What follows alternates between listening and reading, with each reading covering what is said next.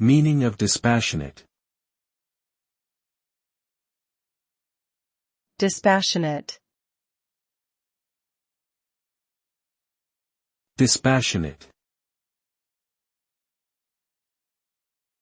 Dispassionate.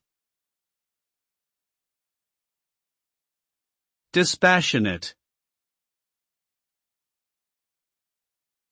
The word dispassionate is an adjective that describes a person or their behavior as being calm, objective, and impartial, without being influenced by strong emotions or personal biases.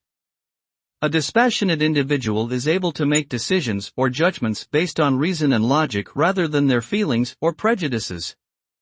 In practical terms, this means that a dispassionate person can remain neutral and detached in situations that might provoke strong reactions from others. They are often able to see all sides of an issue and approach it with a cool and analytical mindset.